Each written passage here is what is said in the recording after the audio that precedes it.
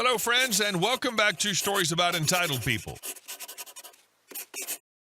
Let's start our video with a story in which our OP's family auto shop was swamped by hospital staff ditching their cars, so he quietly rerouted them into a secure back lot, slapped on hefty storage fees, and taught every freeloader a lesson in parking etiquette. But before we begin, best way to support our channel is to leave comments, like, and subscribe with the turned-on bell so you don't miss the new video every single day. Here we go. Hospital staff parked illegally. We made it costly. Back in the 90s, I worked at our family-owned engine shop located downtown. The building was shaped like an L with a main workplace, a customer-facing office area, and two distinct parking sections. We had an open lot on one side that could hold about 20 cars and a more secluded back lot that was separated from the street by a tall brick wall topped with wrought iron fencing. The only way in or out of that back lot was through the shop itself, no street access whatsoever. We were just 3 small blocks away from the local hospital.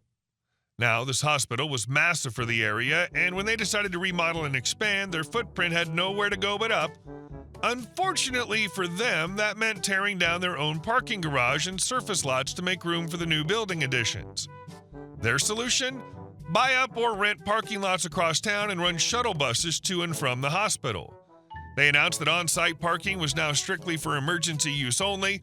All staff, visiting doctors, and specialists had to use the off-site lots. As you might guess, that didn't sit well with a lot of hospital staff. Within days of the policy change, our shop's open lot became a free-for-all. Every morning we'd come in and find our lot half full with random cars, most of them with hospital staff stickers slapped on the windows.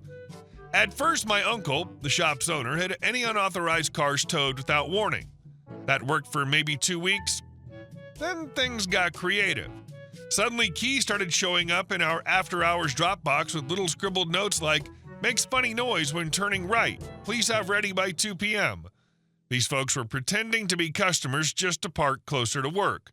We'd run the cars around the block, make a few observations, front suspension creaks or needs a belt check, but of course they never wanted repairs. They just asked for their keys back and try to rush out without paying for anything. My uncle was having none of it. He came up with a truly inspired solution. Use our locked, isolated back lot for these customers. When a fake repair request came in, he'd tell me to move the car into the back lot, tucked deep behind real customer vehicles and shop trucks. I'd line them up right next to the iron fence so the car was visible, just not accessible. Then came the invoice. We'd charge a full-day storage fee, and if I had to move 3 or 4 actual cars to get their vehicle out, they got billed for that labor too. I don't remember the exact breakdown, but it easily came out to $100 or more. And then the kicker, I was under strict instructions to move slowly when retrieving these cars. If someone complained, my uncle would smile, turn to me and say something like, "Take extra care of this important customer's vehicle. We wouldn't want to scratch their emergency use staff car." It'd sometimes take me 40 minutes to an hour to pull one of those cars out. We did this all while pretending to be perfectly professional, of course. Clipboards, printed invoices, the works. And if they really wanted to push their luck and refuse to pay, well, then my uncle would start the paperwork for a mechanic's lien. Yep, he was fully prepared to claim ownership of their car if they didn't cough up the storage fee. Needless to say, word got around. Within a couple of weeks, we went from showing up to a completely full lot of freeloaders to maybe finding 1 or 2 unauthorized vehicles each morning. And those, they didn't try to fake repair orders anymore. They just got towed, plain and simple. It was a master class in petty, yet totally legal revenge. We never broke a single rule, never raised our voices. We just used their own tactics against them to make sure the inconvenience stung enough to make them think twice. The hospital probably could and should make the ground floor and maybe even underground a parking garage. It'd be a nice but expensive solution. Not sure how it would compare to the cost of rented and bought parking lots. And our second story. I don't work here. I'm just trying not to fall apart. But go ahead, call security.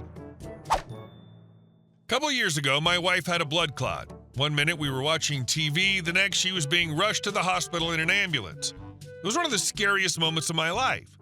Thankfully, the doctors acted fast and got things under control. She was stable, but in the ICU, sedated and hooked up to enough machines to look like the inside of a sci-fi spaceship. I'd been at her side for nearly 18 hours straight, running on no sleep, hospital coffee, and sheer adrenaline. When they finally told me she was out of danger, I stepped outside to breathe. I didn't want to go far, just needed a moment to gather myself, so I threw on whatever I could find, old shorts, a t-shirt, flip-flops, sunglasses, and a ball cap, and walked across the street to the gas station, grabbed a tall boy, a pack of smokes, and headed back to the edge of the hospital parking lot, far from the entrances and valet. I found a spot on the curb behind some bushes where I could sit quietly, sip my beer, and smoke a cigarette in peace without being in anyone's way. That peace lasted about 3 minutes. A silver SUV rolled up and slowed to a stop just in front of me, windows down, 2 angry-looking people inside. Immediately, I got that prickly feeling that something was about to go sideways. Guy, we're in a hurry. Me, okay. Lady, we need you to return to the valet podium and park our car.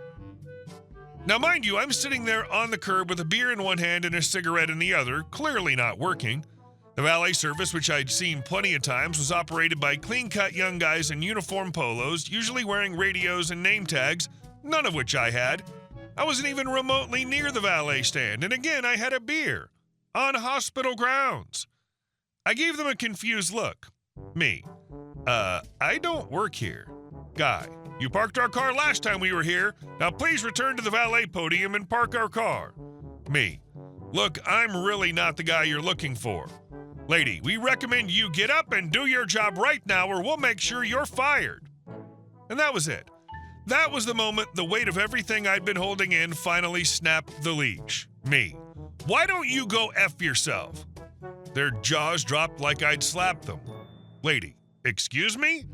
Me. You heard me. Go F yourself. At that point, the guy threw his car into neutral and got out, stomping around like he was about to teach me a lesson. His wife stayed in the passenger seat, shouting about calling security and having me arrested. I stood up slowly, set my beer down, took one last drag of my cigarette, and flicked the butt in the general direction of his shoes. Me. My wife's upstairs in ICU. I've been up all night, and I came out here for 5 minutes of peace, a beer, a cigarette, to get my head straight so I can go back in and be strong for her. And then you two show up with your entitled nonsense? So now the only thing that's going to calm me down is to beat the smug out of someone, and the more I think about it, the more I think you'll do just fine. He froze mid-step. I could see the courage drain out of him like watching a balloon deflate in real time. You could tell he wanted to say something macho, but his body already made the decision for him. He did a half-turn, trying to not look like he was backing off, and scurried back to the driver's seat. Lady. We're reporting you to hospital security. You'll be arrested and fired. She slammed the door and he hit the gas, or tried to. The SUV made a half-hearted wheeze and rolled away at about 5 miles per hour. No squealing tires, no dramatic exit, just a sputter and the sound of dented ego. I waited a few seconds, then walked over, picked up my cigarette butt like a responsible adult, and sat back down, finished my beer, watched the breeze rustle the leaves for a while. No one from security ever came. No cops, no nurses with a clipboard demanding answers. Nothing. Later, when I went back inside to check on my wife, I passed by the valet stand, gave the actual valet a big wave and a smile. He waved back, completely unaware of the weird little soap opera that had just unfolded at the edge of the parking lot. Some people assume the world revolves around them. Some of us are just trying to survive the day. You'd think the beer would have given away that you're not a valet, or the shorts, or the flip-flops, or the I don't work here. Also the fact that if they're in a hurry, why not drive to the valet instead of telling someone to walk back to the valet they're already driving to? And our last story. Cable guy exposed HOA's bluff, and the whole street joined him. This happened a few years ago. In our HOA rules, it stated that commercial vehicles and trailers were not allowed to be parked overnight in a driveway. One of the original residents worked for a cable company and had to bring his cable company truck home every night. It was too high and wouldn't fit in his garage. Everyone understood and generally ignored that his truck was parked in his driveway overnight. We then get a new management company who decides they're going to prove their worth by citing all the violations they see. So in addition to minor irritating violation notices, Cable Guy gets a notice he's not permitted to park his work truck overnight in his driveway. He doesn't have another car and can't leave truck at work. It has to come home. So he appeals and they state, nope, rules stay. So being a smart man, he pulls out the rules and he realizes that the rules say it can't be in driveway overnight. It doesn't say can't be parked on street. So he starts parking in front of his house. We live in a township where overnight parking on street is permitted and many people park cars overnight on road. He gets another violation saying he can't do that. He appeals. They say, nope, can't park there. Again, being a smart man, he goes to the township to inquire. They tell him our streets are publicly dedicated. The HOA has no say in what anyone parks there. As long as he's following township parking rules, he can park his truck overnight. He gets this in writing from township and takes it to HOA management company. Oops, they can't stop him from parking on street. So now instead of truck being off-road in his driveway, it's parked on the street all night, every night. In addition to that, Cable Guy's now irritated, so he shares on neighborhood Facebook page what he's found out and all the issues he had with the management company. In a show of solidarity, a truck driver who's been parking his cab for his truck at a storage area nearby looks at parking regulations and realizes he can park his truck in front of his house, so he does. Another person pulls their RV from storage and parks it on the road by their house. Someone else pulls their boat out of storage and parks it on its hauling thing on road. Within a week, the management company finds out exactly how many non-passenger car vehicles residents of our HOA own that were now parked on the street.